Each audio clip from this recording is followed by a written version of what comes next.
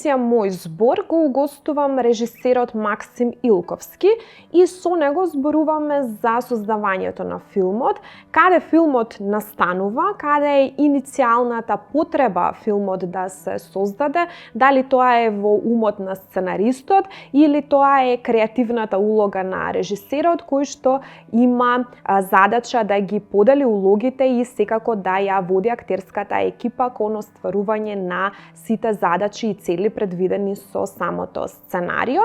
Зборуваме за филмската режија, меѓу другото зборуваме и за функцијата на филмот денеска, како Максим Илковски како режисер го замислува филмот и која е неговата функција денеска, зошто филмот е во хиперпродукција и дали тоа е најпопуларната уметност денеска за која што има најголема побарувачка и најголема потреба помеѓу гледачката публика, но и дали филмот има воопшто моќ да ја обликува свеста на гледачите или тоа е само еден дел одсечок од нашето слободно време кое што го поминуваме за да стекнеме некоја забава и да се рекреираме. Проследете го нашиот разговор во продолжение. Максим, ти благодарам што ја прифати поканата да бидеш учесник во новата сезона, односно третата сезона од емисијата Мој збор. Досега водевме разговори, секогаш се врзувало тоа со уметноста и со филмот, некако таа тема секогаш ми остава многу отворени прашања и еве се обидувам да ги одговорам со различен профил на соговорници. Во минатата емисија ми беше филмски критичар и филмолог гостин, со него зборувавме за онаа страна која што се однесува на толкувањето на слоевите на филмот и неговото презентирање пред публиката во целосното символичко разоткривање. Меѓутоа еве да го фатиме и оној дел кога се продуцира, кога се твори филмот. Како режисер по вокација можеш да ни откриеш од прва рака се она што се случува пред филмот да дојде на самото платно или да го гледаме на малите екрани. Секогаш се говори дека филмот е една тимска креативна работа. Режисерот е тука оној менаџерот кој што ги дели улогите на тимот и препознава кој каде треба да биде позициониран и која функција треба да ја обавува. Сега тука многу ми е дилема во кој поглед режисерот ја има својата оригиналност. Дали е тој творецот на идејата, на идејниот концепт за тоа како треба да изгледа филм, значи ја има замислата веќе во свеста пред да ја реализира, или мислиш дека режисерството е повеќе работа на вештина, на она техне, во смисла дека се она што го имаш во свеста како идеја, како концепт или сценаристот го има како концепт, па ти преку твојата режисерска работа треба да го овоплотиш, да го материализираш, не знам како да кажам, да го материализираш, да го представиш тоа. Што е според тебе повеќе режијата? Дали е тоа прашање на вештина, на способност да се изведе нешто или да се осмисли? Магдалена, благодарам на поканата, баш ми чини голема радост што повторно ме покани за третата сезона и ова е прекрасен концепт што го имате овде и посакувам да има уште многу сезони понатаму.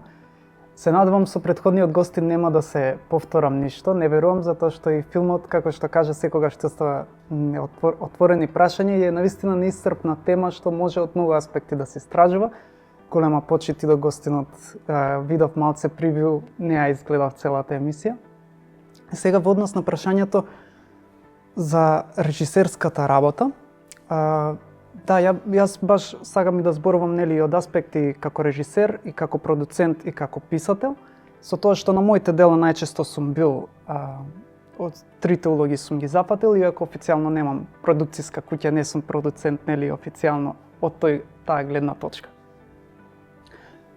Што е задачата на режисерот, односно што се неговите вештини? Сега јас ќе говорам нели ќе устручам да речем насоката, бидејќи филмска и телевизиска режија може да има повеќе области, говориме конкретно за игран филм. Не зборуваме за документарец, не зборуваме за телевизиски преноси, емисии. Во играниот филм, играни серии исто блиску се по струката, по содржината, начинот на работа. Да е нешто уметност, самото подразбира дека од една страна потребна вештина и другата работа е и Представување, креација на нешто што предизвикува чувство на убавина и задоволство при перцепирање или ако е музика при доживување, што вклучува често важни идеи или важни емоции. Режисерот пред се главна алатка со кај работи се актерите. Тој е неговиот основен инструмент низ кој што неговата задача е од сценариото буквално да ја прими суштината, емоцијата, тонот, форматот на авторот што е писател, дали е он писателот или го преземал, и да може тоа, он практично таа скица ја гледа убавината, таа што треба да ја види гледачот, и работа му е да ја отслика, да ја пренесе. И он ги има вештините од вербални до технички, да знае како да им го пренесе на неговата екипа, за они да го направат следствено она што е потребно. Така што режисерот на некој начин секоја улога може да ја одигра и му ја одигрува на актерот, му ги доловува. Он е пред се основното работа со актери е да се осигура дека ќе ја разберат приказната, дека знаат што се случува и ги погодат точните моменти на дали негде ситно има сарказам ликот, дали има одредена емоција што треба да биде нагласена, значи да не ја промаши, а потоа да им остави слобода и они самите да се вложат, да ги исполнат со дух тие улоги и да си почнат да се импровизираат и да игра како една мрежа која што ќе знае да каже каде е доволно, каде одскокнува, каде веќе преминува некоја граница, затоа што режисерот ги има сите информации. И другите алатки се разбира исто важни, меѓутоа нели секогаш ставаме како некој приоритет на актерите, затоа што гледачот се идентификува пред се со емоцијата најчесто на протагонистот и низ него треба да се придвижи целата тоа дејствие, таа приказна. Се друго е во прилог, како што јас сега за мојот филм кој што го подготвував, во одреден момент мислев дека ќе биде тоа, ќе оставам нели директорот на фотографија ќе се одлучи тоа и тоа и тоа, реквизитерот тоа и тоа. И после само ги имав од прилика некој vision board, една табела со визија како треба да изгледа секој костим, секој реквизит, секоја сценографија. И кога некој ми понуди, еве, види ова како изгледа, и тогаш воочив, ова нема шанси, ова е исклучиво фиксно нешто и се придонесува на тонот, на карактерот, боите, да речеме, во даден филм може да ти играат со главниот лик ја носи таа боја и секој пат кога ја гледаме таа боја на сцена представува таа одредена емоција, имаме спротиставена, и сите такви некои детали придонесуваат кон една целина што е неопходна. И режисерот има, тоа се нијанси на стилови. Значи, има режисери што си комплетно слободни и оставаат таа слобода и излегуваат убави работи од тие нешто, како ајде да видиме што ќе излезе и види всушност не е така лошо, јас сум пријатно изненаден, но има и она каде што се подготвуваш максимално темелно и тоа беше моето искуство со пишување на сценариото, што после одреден момент тоа веќе не е подчинето на тебе, туку ти му се подчинуваш на него и воочуваш као вау, ова е нешто треба да го негувам, да му обезбедам се што можам за да излезе како што е наменето да биде, да не се да нема флека, да не биде погрешно толкувано и тоа го прави тешко целиот процес, зашто го штитиш како нешто многу драгоцено. Сега од каде потекнува оригиналноста, автентичност, прво ќе почнам со една кратка дигресија. Нели, ние како луѓе во рете кога сме една целосна личност и оној неоригинален дел каде што сме традиционални, конвенционални, тоа што ни било предадено и ние да го предадеме, да ги знаеме правилата, да ги знаеме нашите предци, на што се темелиме и да бидеме еден, нели, стабилен живот што го водиме едно секојдневие. Меѓутоа човек како ова е единствената негова единствениот негов аспект, барем за некој, не знам дали говорам за сите, тоа може да е пригушувачки за неговиот дух. Особено кога сакаш да правиш филм и кога говориме за автентичност, автентичност произлегува значење на искреност. И тоа е кога човек е усогласен со своите вредности, со она во кое што искрено го интересира, теми за кои што навистина има љубов да ги истражува, насоки наспроти нешто што би било, па ајде, што сака народот, што ќе гледа публиката, на што ќе реагира, бидејќи јас и да изберам такви работи, ако јас не сум тој кој што ги чувствувам тие силни емоции при овие работи што ги прикажувам, тешко дека кај публиката ќе ги поттикне. Така што основен концепт за автентичност е нешто што тебе ти прави, ти поттикнува силни емоции. Го барам зборот, за да продолжам оваа мисла.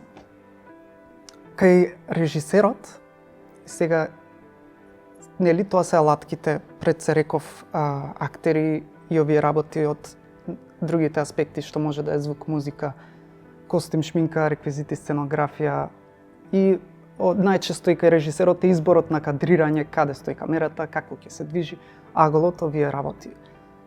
Може да ги избере, но некогаш може да ги препушти.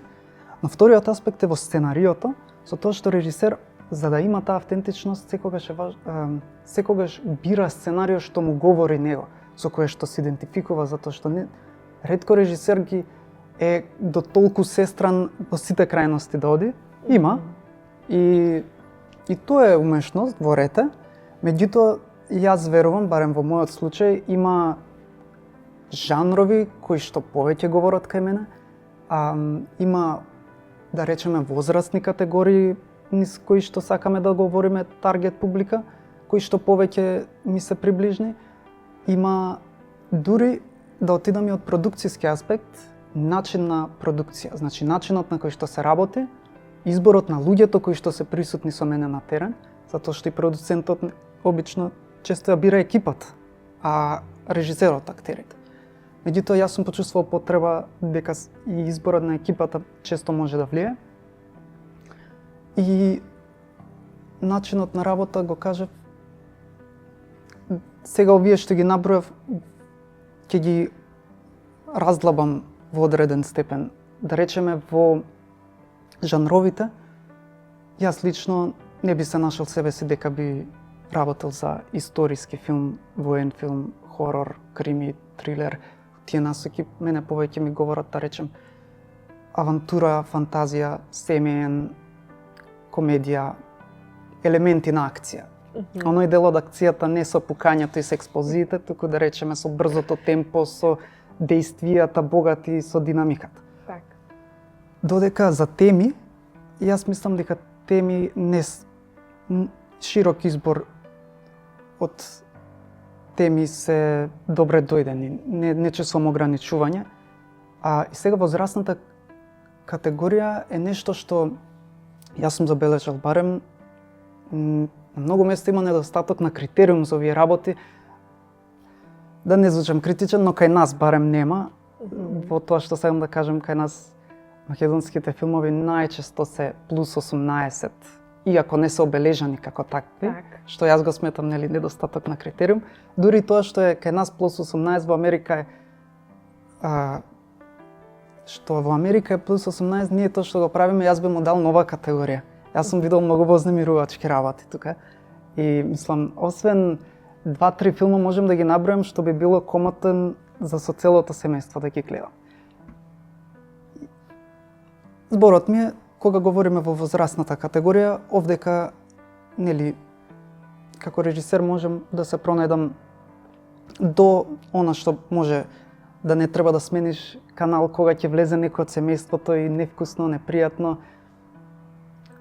Додека јас би ја чувал категоријата, нели, за сите и евентуално за тинејџери, максимум, еве, да речеме, да е над 12.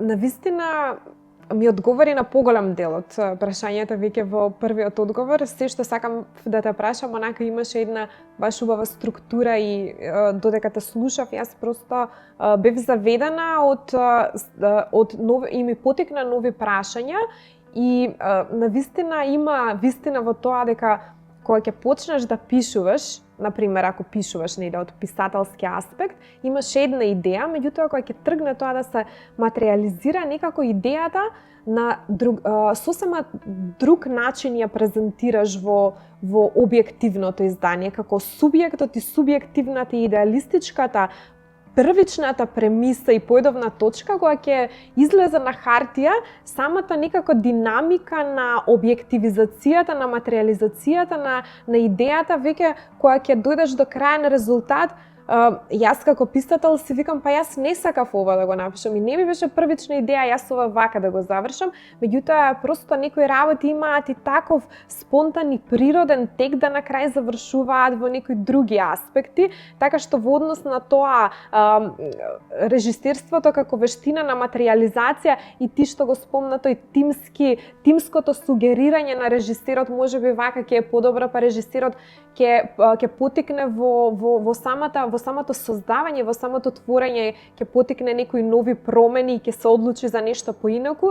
Јас сум го почувствувала навистина во делот на пишувањето и кога зборуваме веќе за оригиналноста, тие спомна и прагматичноста, дали тоа што ќе го направам, баш за тоа зборувавме, ќе биде од аспект на гледачот прифатливо. Сега ние живееме на едно такво тло на Балканот, кај што за нас насилства и некои експлицитни сцени не се можеби толку критички прифатени, за тоа што свеста кај нас е таква, од друга страна имаме и култура, и традиција, и наследство кое што на некој начин ги нормализирало тие работи поради преголемата зачестеност што се случуваат, па на нас, например, не ни е проблем кога деца ќе се хушкаат, ќе се тепаат. И сега почнува да се актуализира проблемот на врсничко насилство, меѓутоа тоа до пред 10-20 години не се третирало како општествен проблем, туку како некој вид на начин на кој што децата преку воспитание и преку врсничката група си го градат своето место во општеството. Колку ти како режисер се водиш од аспектот на гледачот, дали размислуваш која е публиката која што треба да го гледа филмот, кој што ќе го создадеш, или едноставно тоа што го кажа, се држиш до таа оригиналност и ти е важно да се испочитуваш себе си. Мене ми е важно сега како режисер јас да ја пренесам таа порака. Дали оваа публика денеска ќе го разбере тоа или ќе почекам некоја идна публика и овој филм ќе си го најде местото или можеби никогаш нема да биде прифатен во публиката, ќе остане во некоја архива, не е мој проблем, јас моето си го направив, јас го испочитував и уметноста, се испочитував и себе, и испочитував и идејата, јас го презентирав филмот, од тука натаму не е мој проблем. Како ти размислуваш во поглед на прагматичноста на филмот да стигне до публиката и дали публиката ти е онака првата помисла што ја имаш кога сакаш да презентираш некоја идеја? Причината која вистинскиот порив да се создаде филм, да, го има оној елемент човек да се изрази себе си, но има и многу полесни начини човек што може да се изрази себе си или да се пренесе порака, меѓутоа и тоа, нели, филм никогаш нема да стигне пред вести да пренесе некоја порака, ништо ново нема да каже, може само да отслика нешто, на одреден начин. Меѓутоа, најсилниот порив е имам нешто да дадам на публиката. Потполно размислувам на публиката и како гледач јас творам да се, кога си доживел нешто што навистина сакаш да им оддадеш слава, чест, радост, убавина и просто те потикнува да твориш како за некој сакан кога, не знам, за роден ден сакаш да му подариш најубавата честитка и да го прославиш тој човек.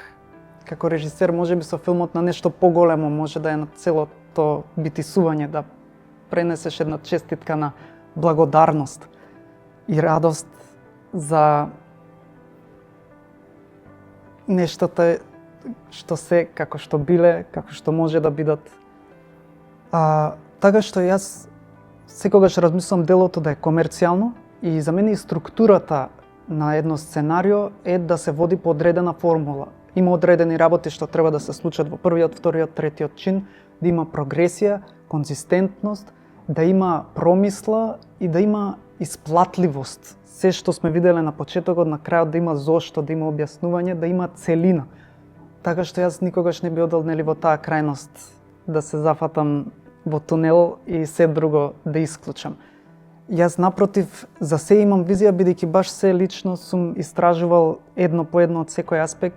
Мене ми е важно како што е да е пријатно искуство за публиката, да е пријатно искуство и на луѓето што ќе го прават тоа, да и самото наше творештво да не биде на одмет на општеството или на законите.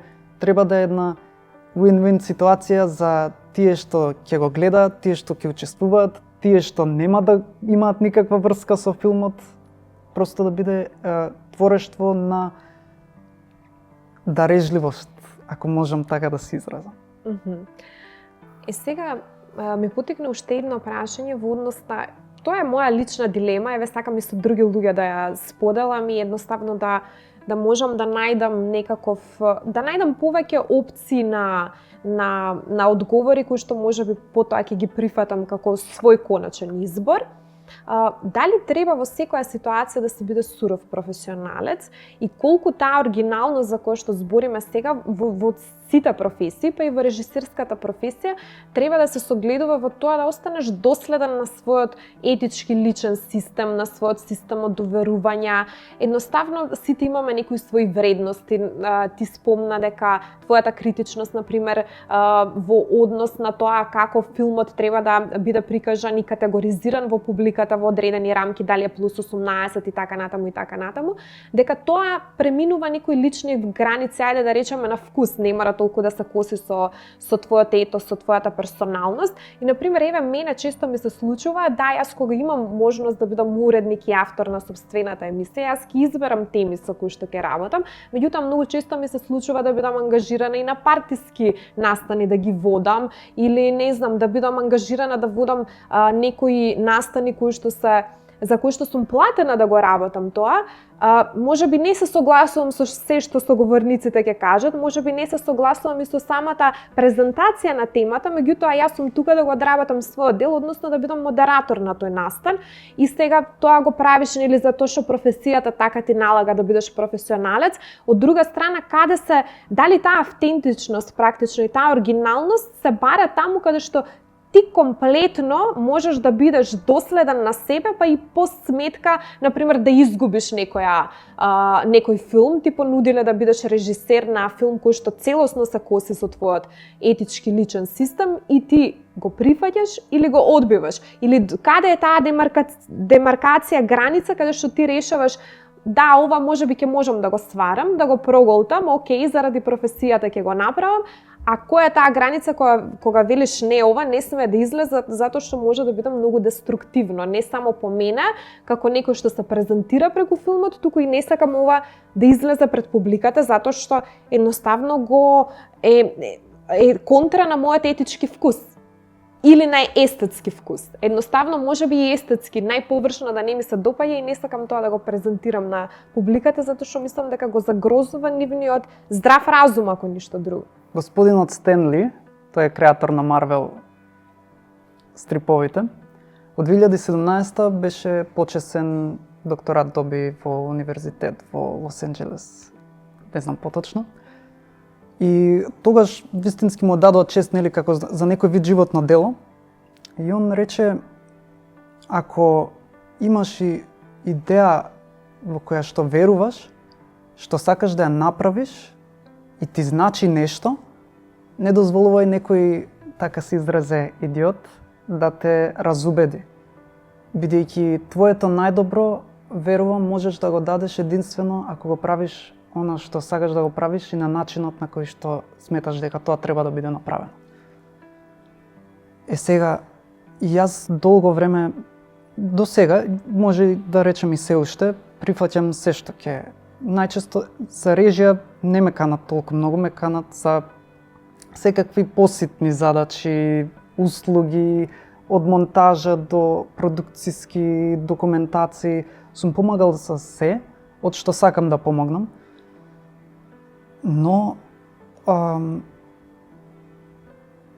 себично е затоа што моите вештини и таленти не се имплементирани во целост. Може би не е себично кон човекот кој што ја правам услугата, но кон себе си барем и кон она што можам да го пружам на општеството. И јас така воочив дека 3-4 години филмот што можев да го творам, каде што имплементирам 100% од моите вештини, изгубив години во задачи каде што сакав да помогнам, но не бев тоа јас. Сметам дека и овој првиот начин каде што не живееме 100% во таа состојба каде што сме во комплетно она што сме ние. Навистина се блажени тие што имаат таа можност и сме благодарни. Некои имаат еднаш во животот, некои ја немаат не толку. Некои имаат редовно, некои живеат од тоа. Тоа е сон. Радост, сон. И супер тоа кога се поклопува да е нели со едни живототворни вредности. Но оној дел каде што спомна, нели, не смеам да дозволам ова да излезе на општеството, нема никогаш да имаме контрола врз тие работи. Зборуваме што ќе излезе во општеството и во светот, со сила ништо нема да смениме, како што се креирало до сега и добри и лоши работи и во креација и во дела, да речем, не само уметноста, ќе продолжат и од двете страни. Она што ние можеме да го направиме е да се инвестираме во создавање она што е добро.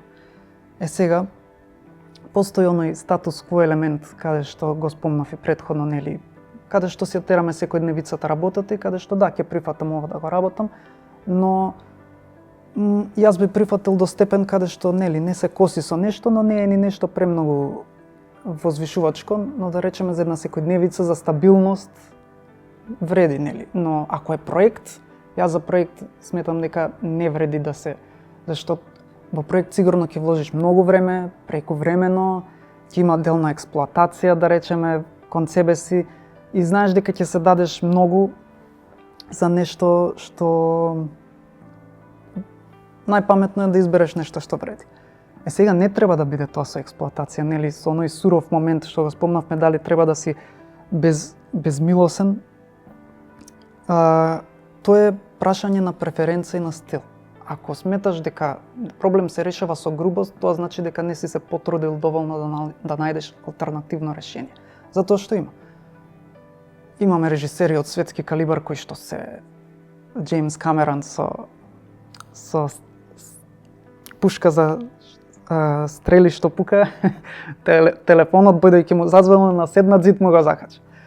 Но го имаме и Кристофер Нолан, каде што велат чувството беше како да сум дел од манастирско братство, да присуствувам на тој сет, беше возвишувачко, пријатно и сакав да трае тоа и да едно чувство на заедништво.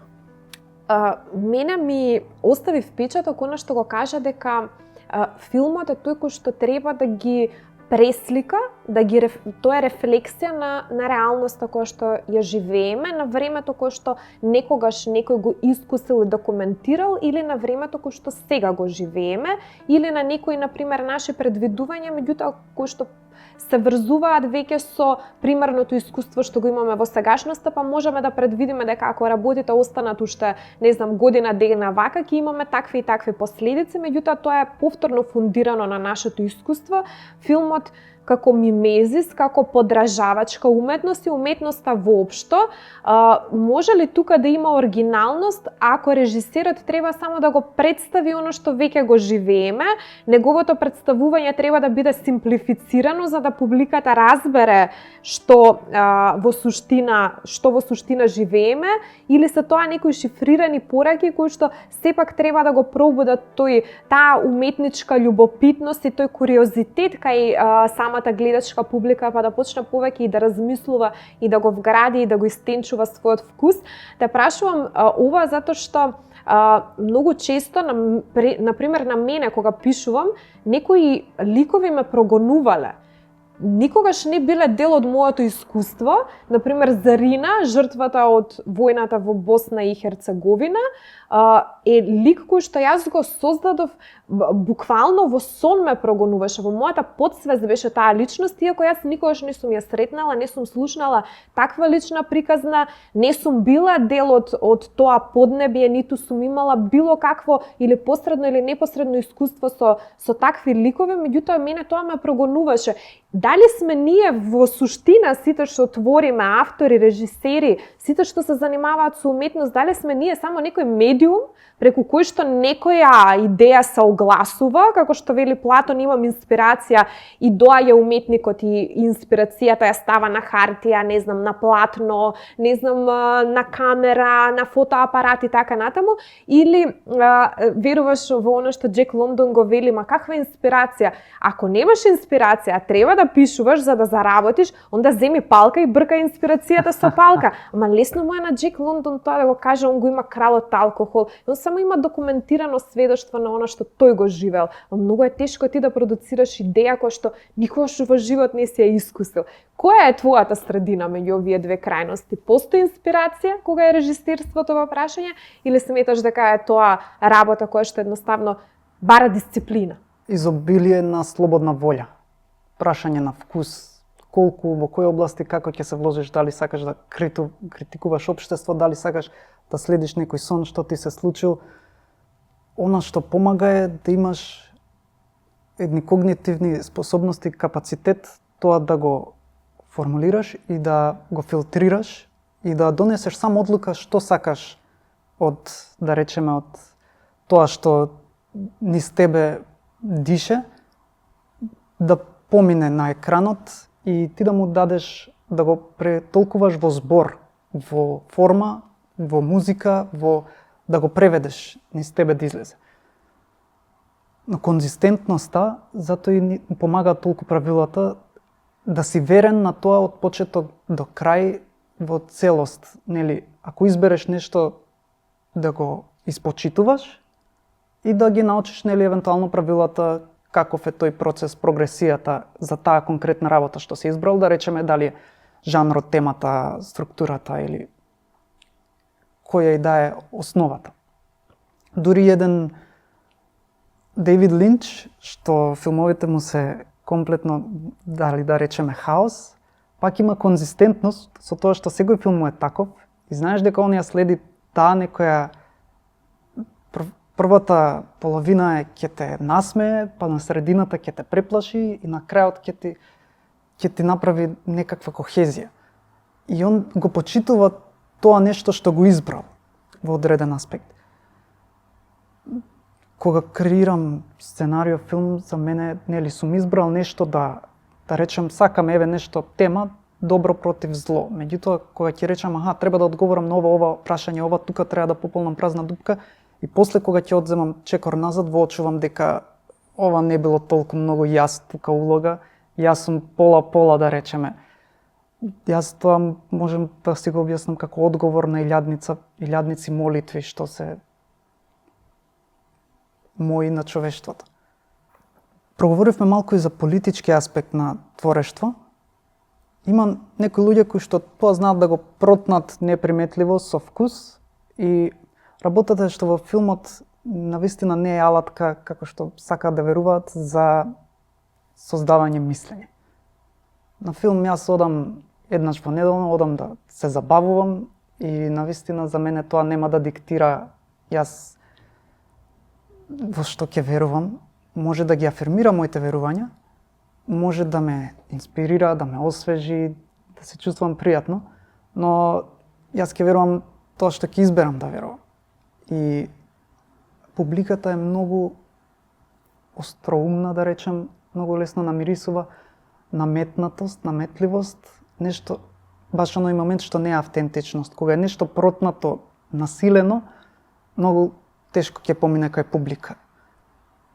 Едноставно се чувствува дека е вештачко. Дури може и да се случи критичарите да речат ова е добро, но има критичари што и меѓу себе се судират, така што навистина е пак прашање на вкус ќе биде на крајот од денот. И јас верувам дека оние филмови остават печаток што биле верни на својот порив. Многу често јас барем сум ја слушнала реченицата кога е нешто нереално или е нешто надреално, луѓето барем во обичниот говор го викаат, ја изрекуваат фразата тоа го има само на филм. Или тоа може да се види само на филм.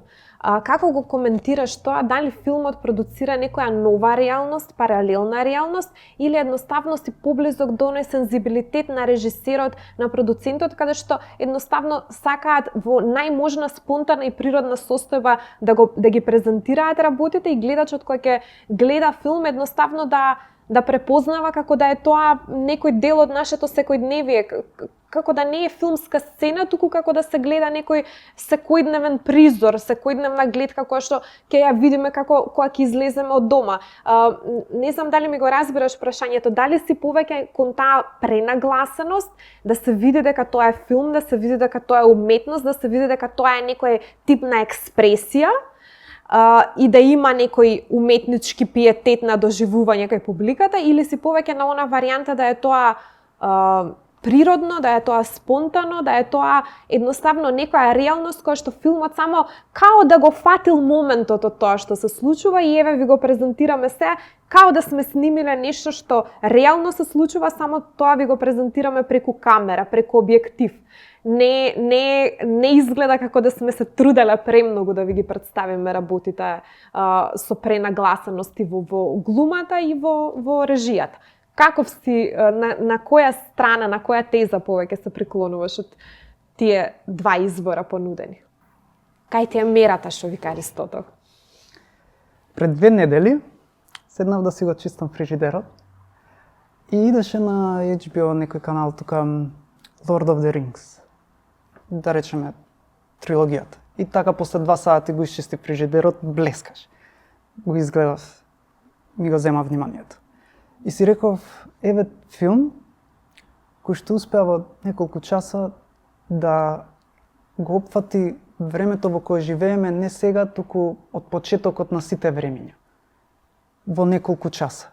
Ја има тој капацитет филмот. И сега ќе си рече прва топка, чека малце како тоа орки и џуџиња и ми ја отслика реалноста подобро во неколку часа, нешто што е као вечно конфликт, борба. Тој е капацитетот на филмот што не е буквален и никој не го очекува. Тој публиката е многу лесно подготвена, оној момент на suspense disbelief, поздржување на отфрлање на она што е неверно, да речеме добро, ајде да го прифаќаме ова формата, да го изгледаме како ќе се одвија приказната. Филмот може да ја прикаже невистината на физички, да речеме, действија, иако има нивоа. Некои филмови прикажуваат специфични настани, можат. Но да речеме еве нешто вакво што големата слика ја опфаќа на најширока мера. Се придржува до духовни вистини, кои што ни отсликува филмот, духовни правила. И да речеме, окей, може би орка во филмот, но што е тоа како личност? Тоа е бес, тоа е гнев, тоа е компулсивност и нема некоја многу долгорочна визија и е раководена од страв. Потоа имаш лик кој што е на личен подвиг на да се усоврши како личност. Имаш лик кој што е тука да се саможртвува себе си за да му помогне на својот брат. И ги имаме сите тие многу слоеви. И ако пробаме да, еве сега надвор од конкретно примерот на Lord of the Rings, тој духовен спектар е нешто кое што сите филмови некаде паѓаат, дали ќе го опфати целиот или одредена фаза, тоа може да биде некаде каде што гледаме како постои страдање, постои болка и постојат чудовишта од луѓе. Се разбира делата кои што се монструозни, тоа е толку запрепастувачко што некои се немаш толку е тоа, не може да се погледне во очи, што и они се приклучуваат, што не можат поинаку да се носат со тоа. Имаме спектар каде што вели плачеме како дојдовме до ова, да има вакви како нас, каков сум јас, што имам капацитет, ако тој го прави, значи што сме способни ние да правиме. И една тага и жалење за човештвото и за неговата духовна состојба. И од тука може да се издига нагоре кон вера и надеж дека не сме, дека мрачните работи можат да сугерираат, но никогаш не можат да не натераат. И таа слободна волја може да ни даде надеж дека не може да не преовлада и дека вреди да го правиме она што сметаме дека може да помогне. Тоа не се големи нешта, тоа се малите секојдневни работи. И тоа може да се издигне на нивоа каде што ќе дојдеме до степен што толку имаме власт над себе си, своја контрола, што ја гледаме во сушност, па чекај колку убави работи имало, и на бранот на хаосот веќе не се давиме, туку сурфаме и во одреден момент дури едно цунами можеме да управуваме и наместо да потопи едно цело село може да потопи една пуста земја и да ја донесе плод. И кога ќе го погледнете тоа што некогаш било чудовиште во очи, тоа бега од светлината и вие го жалите и сваќате дека тоа е нешто што е исплашено и е дезориентирано.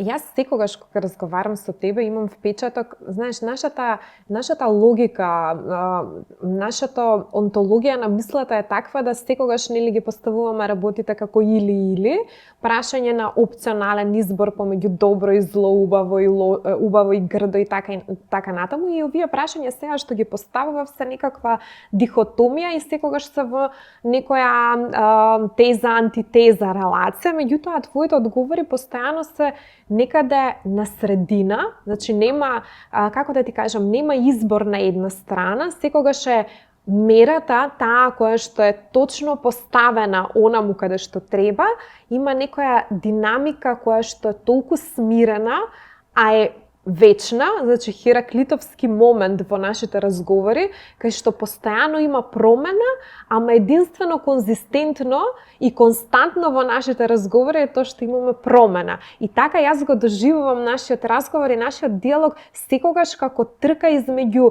говорот и мислата, затоа што одговорот што произлегува од нашите одговори, прашања, нели, пошто не сметам дека ова е класично интервју, овој разговор што го водевме е настрана од сите други интервјуа што сум ги работила, и секогаш говорот твој потикнува некоја моја мисла, мојата мисла продуцира говор кој што кај тебе потикнува мисла и постојано има постојано се случува размена. Тоа сакам да ти кажам. Во нашите диалози, во нашите разговори секогаш има размена и затоа ми е мене секогаш уживање, не само уживање да ги водам во смисла сум завршила сега со разговорот и со емисијата и тоа е тоа, туку секогаш имам прашања кои што ми остануваат, меѓутоа ме и потикнуваат понатаму да размислувам. И како процесот да не е завршен, туку само што е најавен. И тоа е некоја убавина која што секогаш ме остава онака заинтригирана и понатаму љубопитна по прашањата што ги поставувавме. Ти благодарам што беше учесник и во оваа сезона на емисијата Мој збор. Какви се твоите впечатоци? Благодарам повторно за можноста. Се согласувам за ова што го кажа. Пријатни ми се впечатоците, секако дека е супер искуство. Јас така отпосле можам да се свестам како всушност било целиот разговор, кога тие мисли што повеќе нас не воделе и во која мера ние сме ги управувале. И е добро. Толку лесно можам да го сместам. Ти благодарам уште еднаш, Макс. Со задоволство. Создавањето на филмот не може да се случи и да се определи во една временска точка, затоа што од идеја до материализација на таа идеја, односно реализација, постои цел еден процес каде што се случува динамика на промени и од почетокот, односно од самата идеја до незина реализација и презентирање на филмското платно се трпаат многу промени и едноставно не може да се предвиди текот на завршетокот и секогаш и филмот, меѓутоа и другите типови на уметноста некако во својата коначна и крајна фаза изгледаат многу поинаку отколку што првично тоа било замислувано во свеста и во главата на нејзиниот идеен творец, односно во конкретниот случај уметникот, односно режисерот. Во оваа емисија зборувавме за филмот и ја посветивме на уметноста. Мој гостин беше режисерот Максим Илковски, а јас ви закажувам следна средба, веќе следната недела, со нови гости, нови теми и нови содржини. До тогаш ви посакувам пријатна работна недела.